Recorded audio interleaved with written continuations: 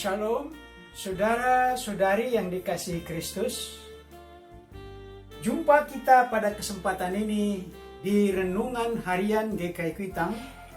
Hari ini Senin 28 September 2020 bersama saya Pendeta Emeritus Arti Sembiring. Tema kita atau pokok pikiran yang kita percakapkan pada kesempatan ini berbunyi makan di restoran gratis. Tema ini dilandasi dari firman Tuhan di Yesaya 55 ayat 1 sampai ayat 2. Demikian firman Tuhan ini. Yesaya 55 ayat 1 dan ayat 2. Ayo, hai semua yang haus, marilah dan minumlah air.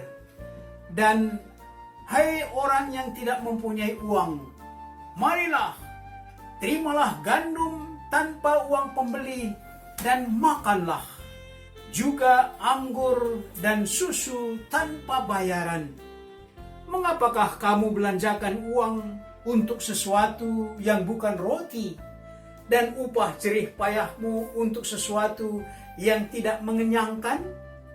Dengarkanlah aku, maka kamu akan memakan yang baik, dan kamu akan menikmati sajian yang paling lezat. Demikian firman Tuhan ini. Saudara-saudari yang dikasihi Kristus, dengan ayat ini kita mendengar satu berita yang mengejutkan. Ini bukan berita hoax, bukan berita abal-abal, yaitu kita diundang makan gratis di restoran yang telah tersedia menjamu kita. Ada pembagian sembako juga yang dibutuhkan, baik orang kaya atau miskin, baik pejabat atau rakyat jelata. Sembako yang dibutuhkan oleh semua orang, baik ulama maupun awam. Inilah berita yang kita dengar dari Yesaya 55 ayat 1 dan ayat 2. Nabi Yesaya menyampaikan undangan agung ini kepada umat Israel pada saat itu yang sudah meringkuk di pembuangan negeri asing di Babel. Undangan yang berkata dalam suasana yang sangat prihatin ini, firman Tuhan katakan, hai kamu yang haus, marilah dan minumlah air. Yang tidak punya uang, terimalah gandum tanpa uang pembeli, dan makanlah anggur dan susu tanpa bayaran. Undangan ini mengingatkan masa lalu umat Israel di negerinya sendiri yang subur, negeri Israel. Dalam masa pemerintahan Raja Daud, bangsa itu sangat makmur. Tetapi setelah itu mereka hidup seenaknya saja dengan melupakan Tuhan. Raja-raja mereka lupa kepada Tuhan, bahkan membelakangi Tuhan dengan beribadah kepada berhala-berhala. Pemimpin bangsa itu dengan seenaknya berbuat dengan mengabaikan kebenaran tanpa keadilan. Karena itu Tuhan meninggalkan mereka dan membinasakan bangsa itu dengan membakar kota mereka, membakar kota Yerusalem, meruntuhkan bait Allah rata dengan tanah. Dan bangsa itu ditawan, digiring ke negeri asing, ke negeri Babel sebagai tawanan, dan di sana mereka menjadi budak.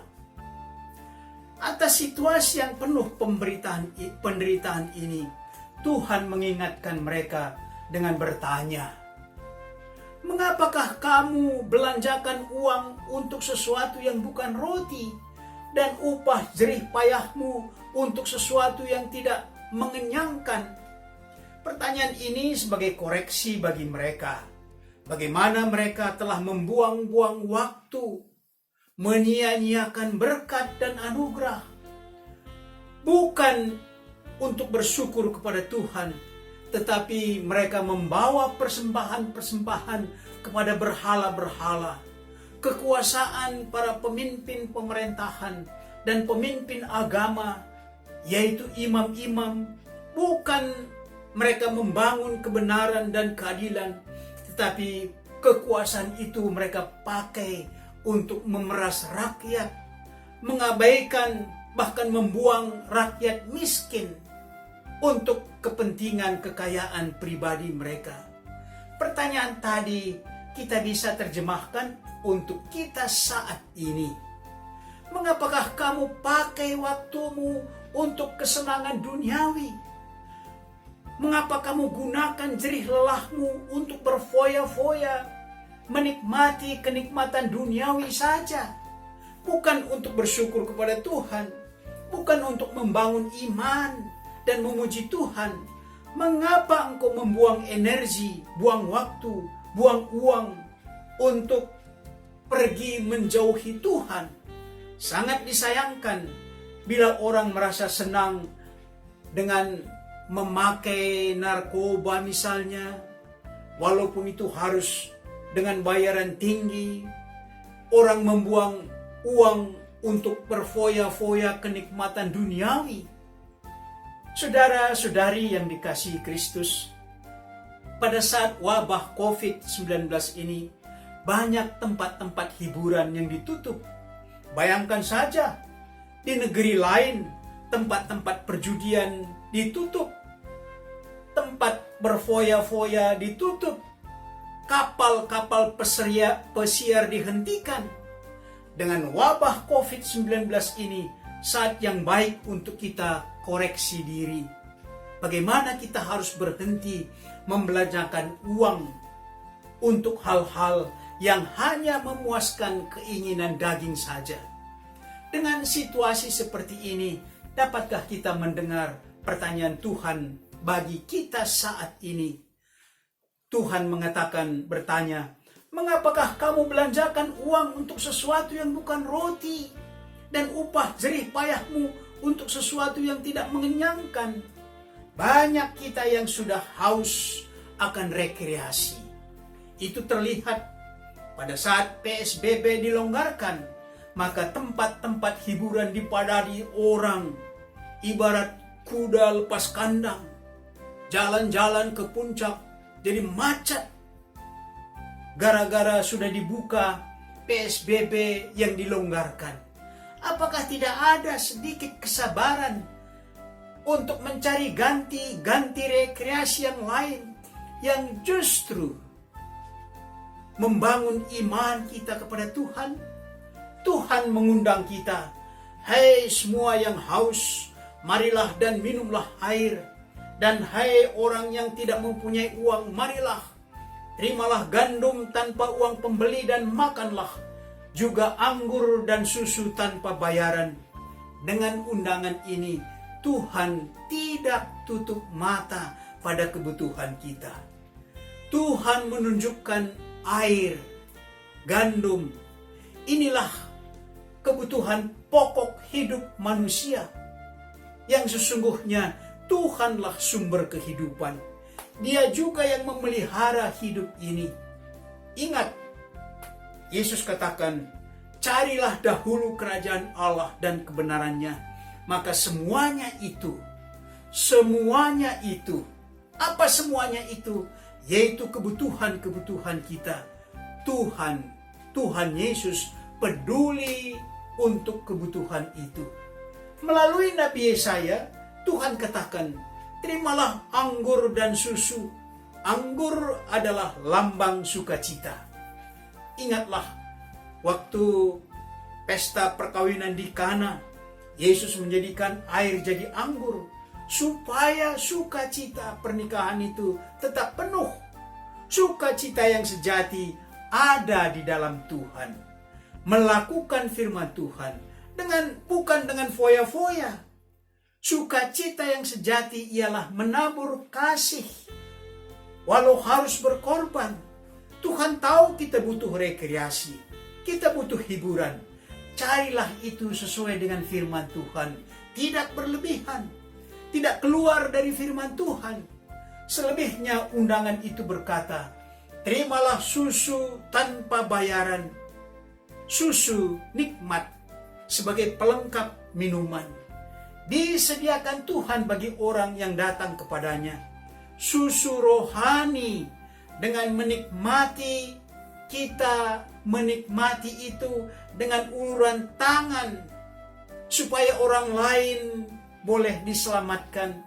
Susu rohani ialah kenikmatan persembahan atau donasi yang kita persembahkan menolong orang yang menderita.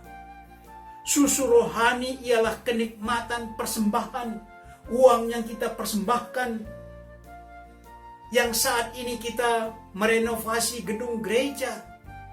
Susu rohani itu adalah kenikmatan bagaimana donasi kita, uang kita, yang kita rekatkan, yang kita pakaikan, membangun renovasi gedung GKI Kuitang yang saat ini sedang dikerjakan. Alangkah nikmatnya dan indahnya nanti kalau gedung gereja GKI Kuitang selesai direnovasi dan salah satu paku atau seember pasir yang kita rekatkan menyelesaikan renovasi itu. Dapatkah kita melihat bahwa itu adalah satu kenikmatan? Tentu itu satu kenikmatan, kecuali kalau kita tidak peduli. Saudara-saudari yang dikasihi Kristus, restoran gratis disediakan bagi kita.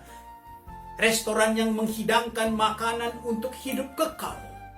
Pemilik dan pelayan restoran itu berkata, "Inilah tubuhku, makanlah. Inilah darahku, minumlah.